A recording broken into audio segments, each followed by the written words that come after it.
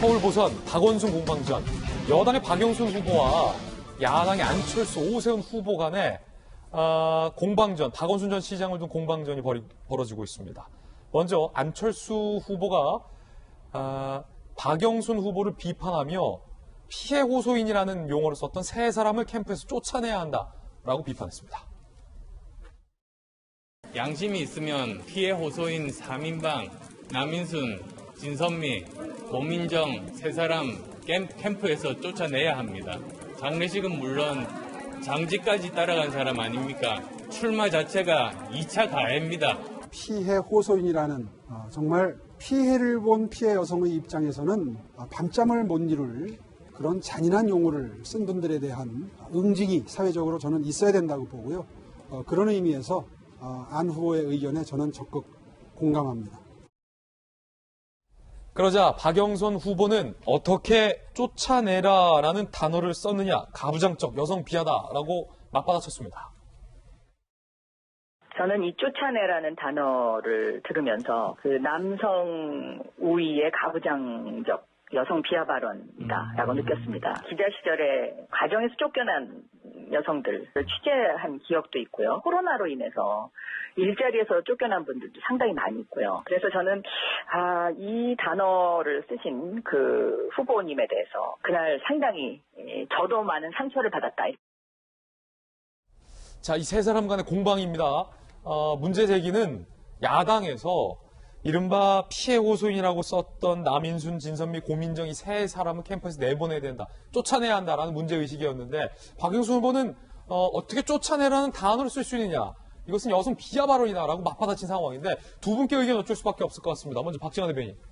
글쎄요, 지금 본질에 대해서 생각 안 하고 그냥 이 말단에 관한 얘기만 하면서 사안 자체를 좀 얼버무리려 하는 듯한 느낌이 듭니다. 사실은 지금 아직도 계속 진행 중입니다만은 박원순 전 시장 관련한 피해인이 분명히 있잖아요. 그렇게 해서 지금도 굉장히 고통을 받고 있는데 지금 그와 관련해서 피해 호소인이라는 용어를 만들어낸 여당의 그 여성 국회의원분들이 지금 대거 박원순 후보 캠프에 가 계신 거고, 지금 지적이 된 세 분이 그중에서 가장 직접적으로도 연관이 있는 분들이잖아요. 이런 사람들에 대해서 안철수 후보가 입장을 얘기한 건데 그건 다 없어지고 뒤에 내쫓다라는 말을 가지고 이게 무슨 가부장적이다 이렇게 얘기를 하는 거 보면 저는 근데 이게 계속 지금까지 앞에 저 이슈에서도 그랬습니다만은 지금 현재 여권에 있는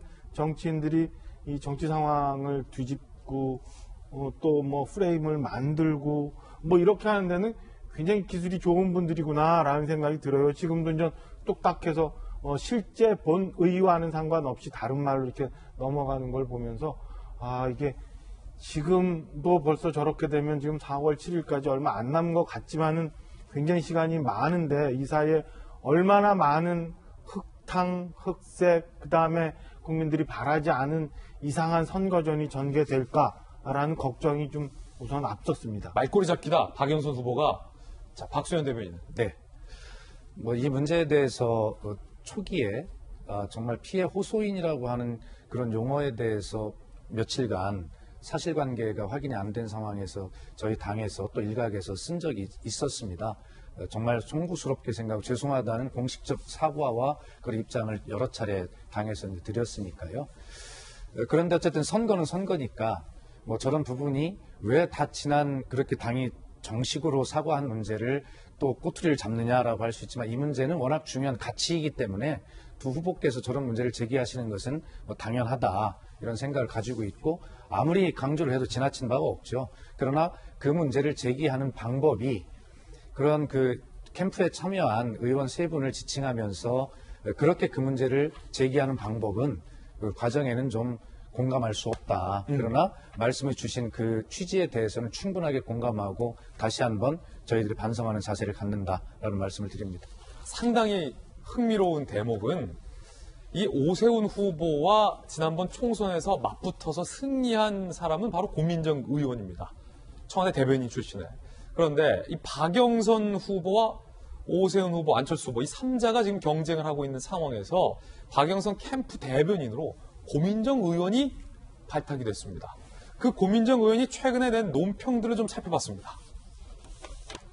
오세훈을 저격하고 있다. 상당히 흥미롭죠. 고민정 후보 대변인. MB와 한나라당의 그림자가 어른거린다. 개발 광풍으로 서울을 몰아넣겠다는 발상에 변함이 없어 보인다.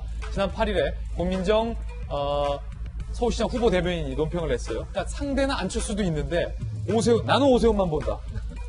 가족당 처분에 개입해 3배 가까운 시세 차익을 얻었으니 전형적인 권력형 비리다. 또 오세훈 후보를 저격한 바 있습니다. 고민정 의원의 이야기도 육성으로 들어보시죠.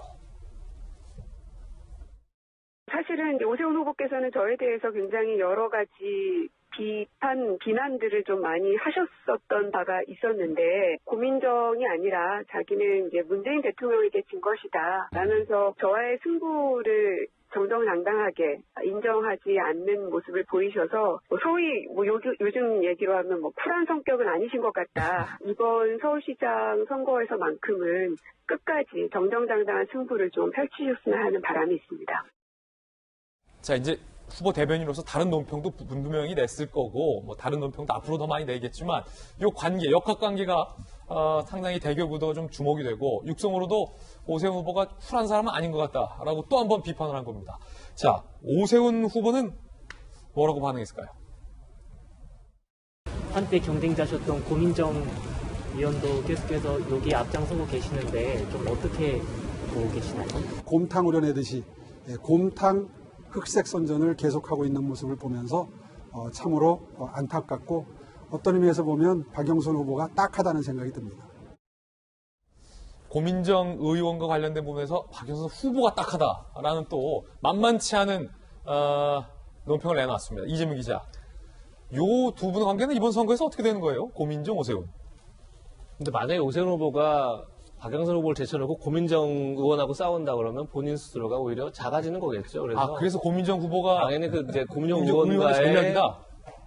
싸움은 피해야 되는 게 당연히 맞는 것 같고, 반대로 박영선 후보 입장에서는 당연히 이제 오세훈 후보를 이겼던 지역구에서 고민정을 내세워서 계속 자극하는 게 또 필요하겠죠. 그래서 실질적으로 그 전에 이미 오세훈 후보가 국민의 후보가 되기 전에 이제 고민정 의원이 그 문제를 제기했죠. 나한테 진 사람이란 이런 걸 제기했을 때, 그때 이제 오세훈 후보가 대응을 어떻게 보면 이제 지역 구민들의 어떤 분포를 얘기했잖아요. 지역이라든지 아니면 중국 동포가 많다든지 그것들 역풍을 받았죠. 그래서 어떻게 보면 이제 오세훈 후보의 행보를 흔드는 그런 전략이다 이렇게 볼 수 있는 거기 때문에 양쪽에서 당연히 가장 상대 그렇군요. 후보를 아프게 할 수 있는 전략들을 최대한 동원하고 있다 이렇게 보는 게 당연한 것 같고, 어쨌든 선거라는 게 정치에서 피를 흘리지 않는 전쟁이죠. 선거라는 것 자체가 피를 흘리지 않을 뿐이죠. 거의 전쟁같이 이제 진영이 맞붙는 대결이기 때문에 당연히 내세울 수 있는 모든 카드를 다 내세우고 있는 게 아닌가 그런 생각이 듭니다. 이제 박영선 캠프 쪽, 특히 고민정 대변인의 이야기 살펴봤습니다.